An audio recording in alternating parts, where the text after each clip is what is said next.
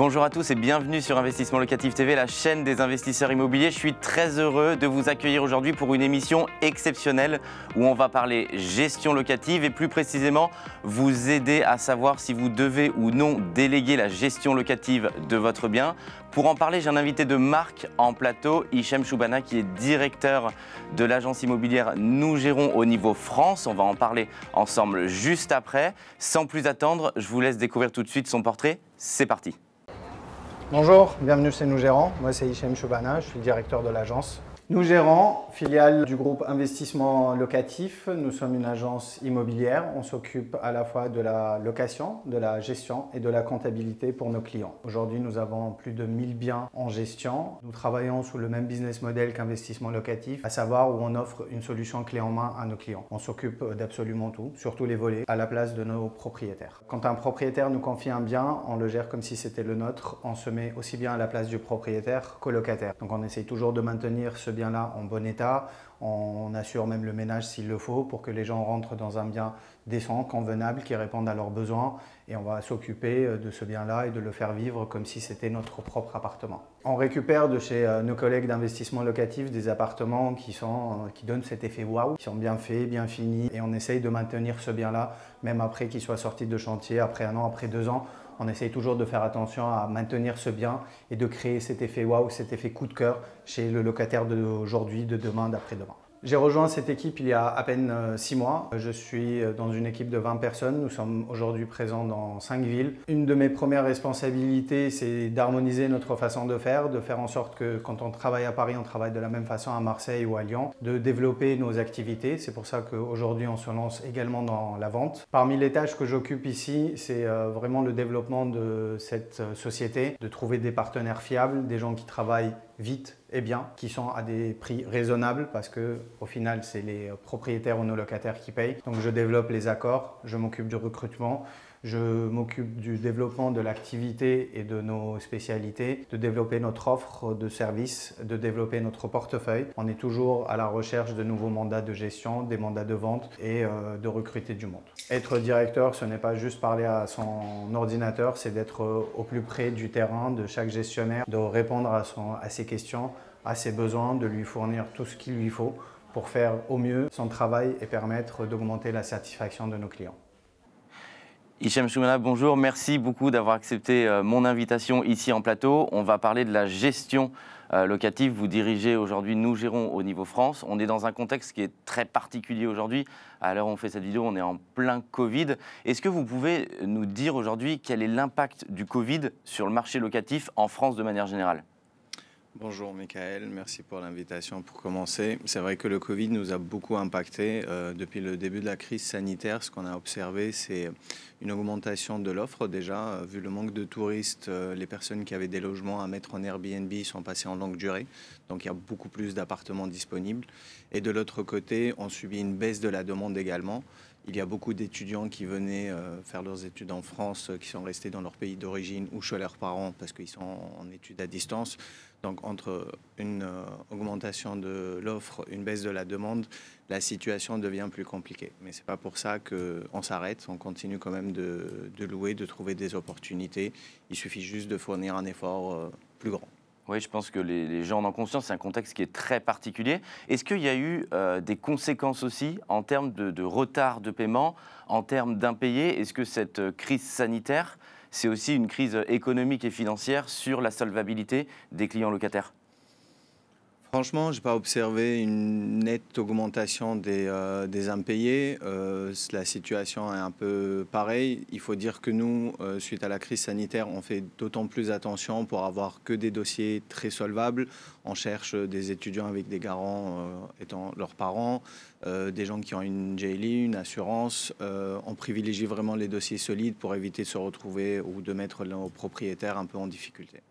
Oui, ce que vous dites, c'est qu'on est sur une typologie d'appartements qui est différente. C'est ça qui est dédié plutôt aux étudiants, aux jeunes actifs, comme c'est des étudiants.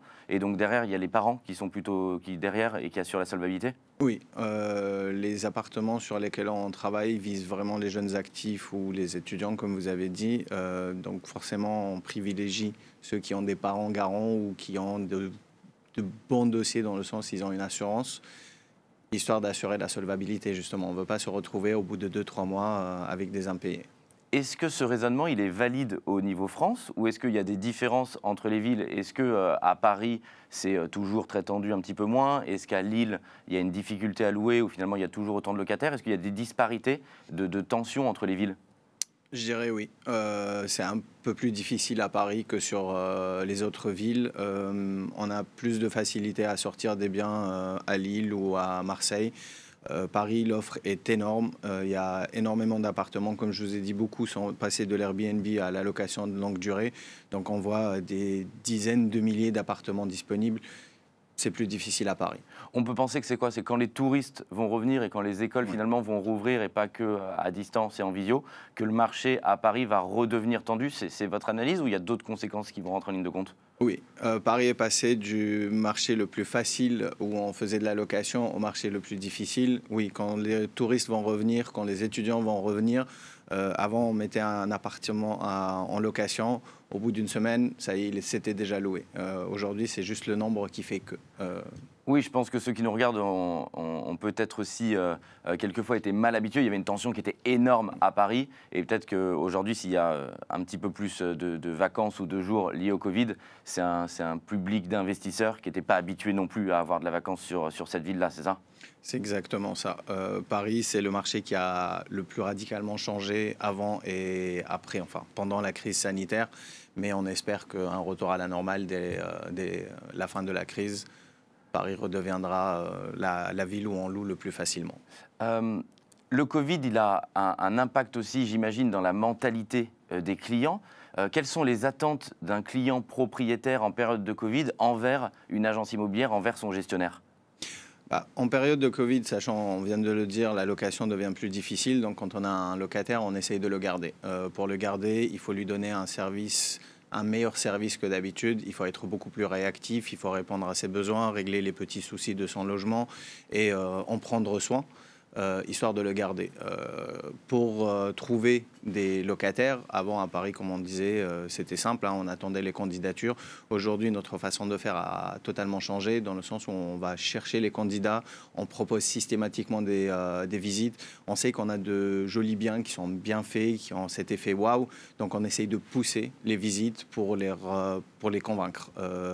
On traite les dossiers, on court un peu après les candidats. C'est ce qu'on fait aujourd'hui, on fournit énormément d'efforts pour trouver les candidats et louer les appartements. Mais je pense que ce que vous dites est vraiment primordial parce que un des fondements de l'investisseur, c'est vraiment de créer de la valeur aussi pour le locataire. Et dans ce que vous dites, je pense qu'on retrouve vraiment le fait de créer de la valeur et de donner du service aux locataires, également bien évidemment aux propriétaires, mais qui a véritablement deux clients aussi. Et je pense que c'est intéressant vraiment ce qui ressort ici de ce que vous dites. Quels sont en 2021-2022, c'est quoi les grands projets numériques de Nous Gérons qui vont être opérés et que le Covid a opéré? L'arrivée de la crise sanitaire, elle a changé notre façon de faire, déjà notamment pour la distanciation. On n'accueille plus des gens dans notre agence, donc on s'est énormément basé sur la technologie. On a développé la visite virtuelle, la visite vidéo, des photos professionnelles pour tous nos appartements. Comme ça, chaque candidat n'a pas vraiment besoin de se déplacer, mais peut voir l'appartement dans les moindres détails. L'idée, c'est quoi? C'est qu'il puisse prendre sa décision comme s'il y était? Oui. L'idée, c'est de dire, même pour les étudiants, par exemple, qui sont encore à l'étranger, qui veulent venir et avoir leur appartement le jour de leur arrivée, ils peuvent se projeter, ils peuvent voir une vraie visite vidéo. Les photos, ça peut changer au bout d'un certain temps, mais les vidéos, on peut vraiment se projeter. La visite virtuelle, elle donne vraiment la notion de l'espace, comment tout est organisé, et ça va les aider à prendre une décision et de souscrire à l'appartement, de louer l'appartement. Ouais, de contractualiser. Mais c'est un frein ou est-ce qu'ils louent à distance avec les moyens qu'on leur donne, ou est-ce que c'est on pense le faire mais finalement ils ne le font pas parce qu'ils ont quand même envie de visiter, ou il y a eu une nette amélioration finalement de la prise à bail à distance? Il y en a pas mal. On fait quand même beaucoup de locations à distance. Il y en a qui commencent à regarder l'appartement, les visites virtuelles, puis nous contactent pour faire une deuxième visite parce qu'on a envie d'y être physiquement. Mais quand on a commencé à offrir ça à nos clients, on a fait quand même pas mal de locations à distance, 100% à distance, où on n'a pas vu le locataire du tout. Il a signé son bail à distance, il a fait sa visite à distance et il est entré dans son logement. Voilà, tout va. Aujourd'hui, votre équipe, elle gère combien de biens? On est sur 1 milliard de biens sur Ouais, donc c'est énorme. la France. Et comment est-ce qu'on gère cette croissance et comment est-ce que le numérique peut aider à gérer cette croissance-là parce que 1000 biens, c'est conséquent. 1000 biens, c'est vraiment beaucoup. C'est pas mal déjà pour une équipe de 20 personnes. C'est pour ça qu'on cherche toujours à s'agrandir. La technologie est indispensable. Seul, on ne peut pas y arriver. On a besoin de systèmes. C'est pour ça que notre boîte a décidé de développer soi-même les outils métiers qui répondent à notre besoin spécifique, qui nous aident énormément. On a toute une équipe IT derrière. À chaque fois qu'on identifie une amélioration ou un nouveau besoin, ils le développent et nous l'offrent. Et on continue en parallèle le recrutement pour agrandir cette équipe, pour mieux répondre aux besoins de nos clients et pour gérer encore plus de biens qu'1 millier. Et l'ambition, c'est quoi? Vous êtes présent dans combien de villes? Et l'ambition, c'est d'être présent demain dans quelle ville et combien de villes? Alors, physiquement, on est présent sur 5 villes aujourd'hui. En indirect, on est présent sur une dizaine de villes. L'objectif demain, c'est d'être présent dans toutes les grandes villes de France. Là où on aura un investissement, même d'un seul appartement, on veut y être pour nos clients, pour assurer la gestion de leurs biens, pour assurer leur location, toute la France. Ouais, donc c'est énorme. J'aimerais qu'on parle du recrutement. J'imagine que pour cette croissance-là, il faut des hommes et des femmes. C'est quoi le profil d'un bon gestionnaire immobilier demain pour rejoindre cette équipe? Notre équipe s'agrandit de jour en jour. Rien que depuis le début de l'année, on a recruté 7 nouvelles personnes. On est toujours à la recherche de nouvelles personnes.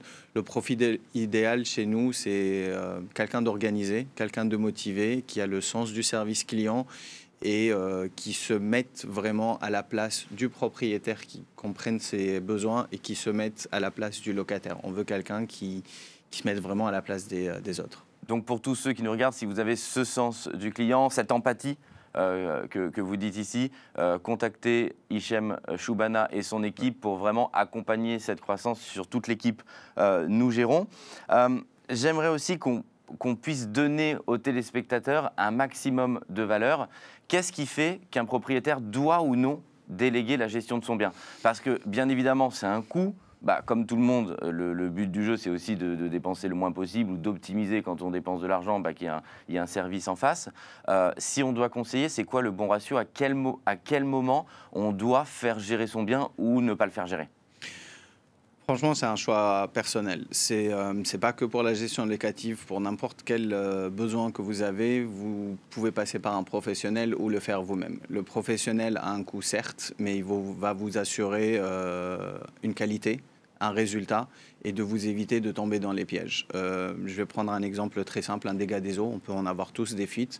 Qu'est-ce qu'il faut faire? Quelle assurance paye? Celle du propriétaire, celle du locataire? Est-ce qu'il faut avertir le syndic? Est-ce que vous avez un plombier réactif, honnête, qui va faire les travaux? Quelle déclaration faire? Quel constat signer?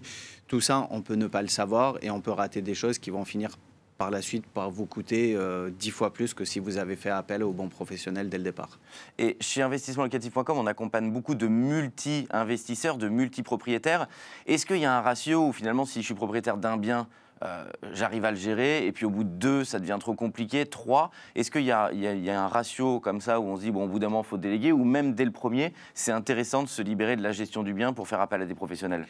Dès votre premier bien, vous pouvez déléguer la gestion, parce que, vous pouvez partir en vacances, vous n'êtes pas toujours présent alors que l'agence le sera toute l'année. Il y a des pièges, comme je vous avais dit tout à l'heure, que vous ne connaissez pas forcément.